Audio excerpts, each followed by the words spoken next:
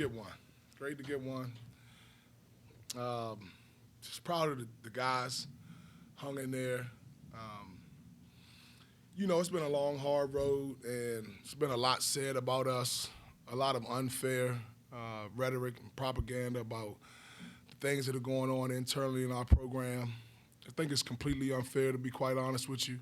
Just want you guys to know that just like any other family, you go through things. I don't know what type of family you come from, but I come from a family where it's not always peaches and cream. And our program hadn't been any different this year. We've all been at fault, myself included. Our kids have struggled with the loss of their leader, with me taking over the reins again. I've struggled with some of my decisions. We've gone at each other like any other family. And I'm just proud of our guys for hanging in there and sticking together and getting a really good win. I know P.J. Hall goes down. A lot of people will say, hey, if he's in the game, we don't win it, all of that. I can care less. We won a game. It's been a long time since we won one. I'm proud of our kids. Now we got to come back tomorrow, have a really good mental day, and get ready to go to North Carolina and get another one.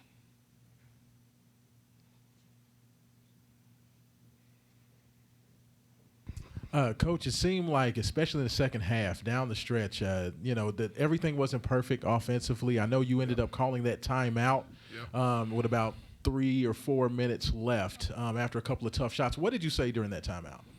Just told our guys that we needed to hit singles. We had been there before where some guys have taken some hairy threes, trying to break the other team's back and, put us over the hump on their own. And that's not what we need. We need the best shot for Louisville. We need to move the ball. Obviously, there are certain circumstances where you want a guy to step into one if he's wide open, but primarily we wanted to move the ball. We wanted to see if we can continue to get the ball in the paint. We couldn't score on the first touch. We wanted to get another paint touch. And at the end of the day, we just wanted to get a good shot for Louisville, not for an individual. Mike, you talk about all the ups and downs and some of the things you guys have been through, and whether or not it's self-inflicted. Malik has been through a lot of that stuff himself. What was it like just to put him out there? What was the decision to start him, and how did you think about the way he played? Well, I thought that Malik has been really good the last couple of days in practice. He's reassumed his title, his position as a leader and as a captain. He's been about the right things. To be quite honest, after Miami, we had what you would call a come to Jesus meeting. And in that meeting, I was blatantly honest with our guys in terms of wanting to show some vulnerability and wanting to show them that, like, hey, this isn't on you. Big part of this is on me. They're kids. They're going to make mistakes.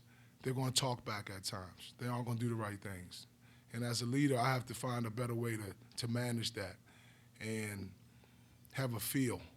And I haven't always done that. I'm learning on the fly as well. We all are. And I just wanted them to know that we're in this together. We can have a clean slate. We can start over. We agreed to that. We hugged it out. And it resulted in us being on the same page today and getting a win. And Mike, you've talked a lot about one win, kind of maybe it opens the floodgates. Maybe you can get things kind of going. But until you get the win, it's hard to think about those things. Can you at least feel sort of a weight come off at this point?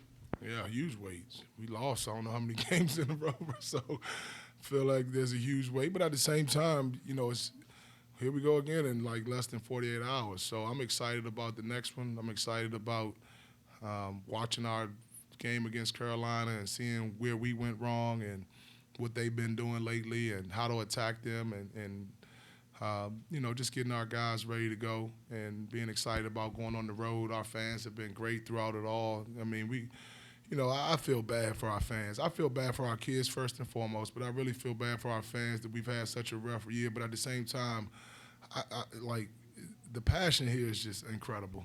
The fact that we've lost an unprecedented amount of games in a row and you still get a good crowd like this on a Saturday afternoon and people are cheering for you and pulling for you. We're 10th or 11th in the conference and they're still there. That's incredible. And I mean that from the bottom of my heart. I'm so thankful and grateful to be a part. No matter how much longer, I'm thankful that at one time in my career I've been a part of an organization that really pulls for their program and really gets behind the kids. And I'm again, just honored and grateful to be a part of that. Coach, Noah came off the bench today and really gave you guys a spark. Seemed like he didn't try to do too much, but when he was needed, he stepped up. Just kind of talk about his game off the bench today. Yeah, I thought Noah was really good for us. Dre goes out with some foul troubles. Sam Williamson came in and did some things, but we felt like because they were small, we wanted to have Noah on the floor. We were struggling to score there in the first half. He made a couple shots, more so in the second half. But I thought he played a solid all-around game. And then, nobody really talked about his defensive effort, but I thought he did a really good job of keeping his chest in front of the ball as well. And, doing the job on the defensive end. They have some really dynamic guards. I thought he excelled there as well as making some shots. Coach, you said that there were some things said that you felt were unfair. Is there anything in particular that you took issue with? No, nothing in particular. I don't want to get into the he said, she said. Every now and again I'll make the mistake of scrolling through my timeline and see some things that I don't particularly care for. But, it's the day and age that we live in. Social media, a lot of people have things to say, and you're entitled to that. But, knowing what I know and seeing what I see every day, some of that stuff is just ridiculous. But it is what it is. You can't stop people from, having their own opinions. And, I just wanted to, I got the mic right now. So I wanted to say what I wanted to say. And our guys stood in and they fought. And we stayed together, and we came together. Again, when you're a part of a family, it's not always going to be perfect. We had a heart-to-heart conversation about some things, got some things on the table, and I think it really set us up to get a win today. Yeah, Mike, you got 4 regular season games to go, and then the ACC tournament.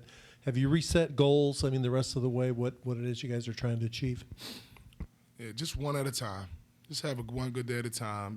We're not trying to get too far ahead of ourselves. Sufficient for each day is his own troubles, right? We want to get after it tomorrow mentally. Refamiliarize ourselves with Carolina, tighten up some of the things that we didn't do well today, and see if we can go into Carolina on a tough place to play on Monday and get one.